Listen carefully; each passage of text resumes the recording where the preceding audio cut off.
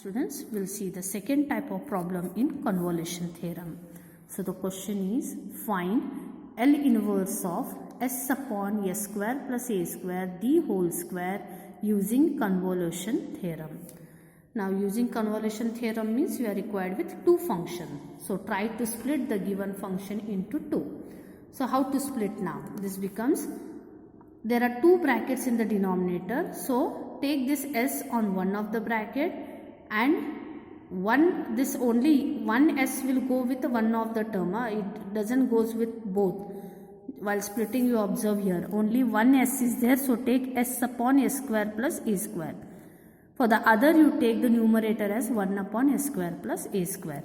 Splitting is very important here correctly. Okay.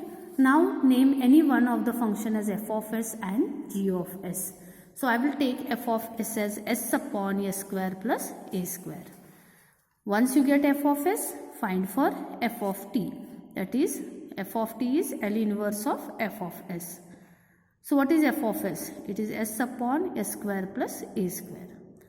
Whose L inverse is it? It is cos at.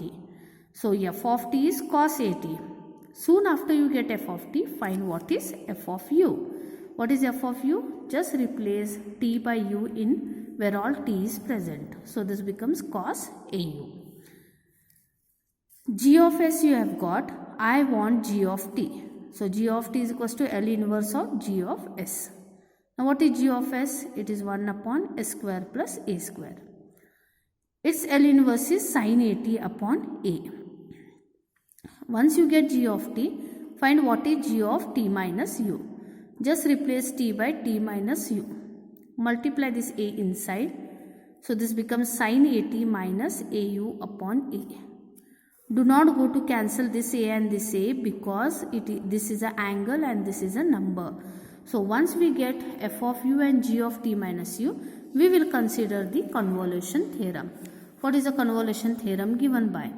L inverse of f of s into g of s is equals to integral f of u into g of t minus u du, where u ranges from 0 to t. Substitute f of u, it is cos au. G of t minus u is sin at minus au upon a and du as it is. A is acting as a constant, so remove wholly outside. Once we remove that a outside, I will get this as 1 by a integral u is equals to 0 to t cos au into sin of at minus au du. Now if you see here, it is a product of two functions. What type of functions those are? These are trigonometric functions. When it is a product of two functions, usually we go to apply for Bernoulli's rule or integration by parts. But here we are not going to apply Bernoulli's rule nor integration by parts because we are having both the functions as the trigonometric functions product. So in such case, how to integrate? To integrate, we have to apply transformation formulae. That is cos A into sin B. We know that cos A into sin B formula is 1 by 2 sin of A plus B minus sin of A minus B.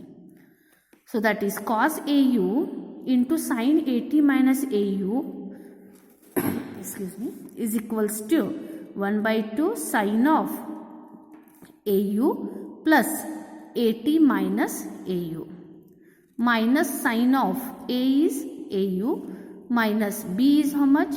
AT minus AU, but here minus sign is there, so this becomes minus AT plus AU.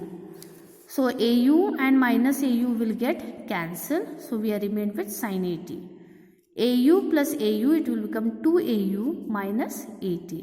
This quantity I will substitute over here. So you will get here 1 by A is already outside. Integral u is equals to 0 to t 1 by 2 sin at minus sin 2au minus at du. So this 1 by 2 will remove outside the integral sign. I need to integrate sin at minus sin of 2au minus at du. Now when we are integrating, if you observe here, minus sign is there. So we need to integrate this separately and this separately. We are integrating with respect to u. Please make this aware, very much aware you have to be here. You are integrating sin 80 with respect to u. And when we are integrating with respect to u, sin 80 is acting as a constant. So keep sin 80 as it is. So if it goes out, what is the function remain to integrate with respect to u? It is 1. So integration of 1 with respect to u is u. Minus integration of sine 2au minus 80. We know integration of sine is minus cos, okay, and whenever you are having in this format, you have to get divided by the coefficient of u now. So what is the coefficient of u here? It is 2a. So cos of 2au minus 80 upon 2a. Limits ranging from u is equals to 0 to t. So 1 upon 2a as it is. Sin 80 into u also as it is. This minus and this minus will make it plus cos of 2au minus 80 upon 2a. U ranging from 0 to t. Do not cancel 2a and 2a. Here upper limit minus the lower limit now. Upper limit is t. So sin 80 as it is. This is t. 280 minus 80, it is 80. So cos 80 upon 2a. This is upper limit. Minus lower limit is 0 into anything is 0. 0 into anything is 0. So I am remained 0 minus 80 is minus 80. So cos of minus 80 upon 2a. T's, don't multiply this t to this t and write a sin 80 square. It is wrong. This is angle. This is a number. So write this as t into sin 80 plus cos 80 upon 2a as it is. Cos of minus theta is cos theta. Cos of minus theta is cos theta. So cos of minus 80 is cos 80. That plus and this minus will make it minus cos 80 upon 2a. These two quantities will get cancelled. I am remained with t into sin 80 upon 2a as the L inverse of s upon a square plus a square the whole square. Thank you.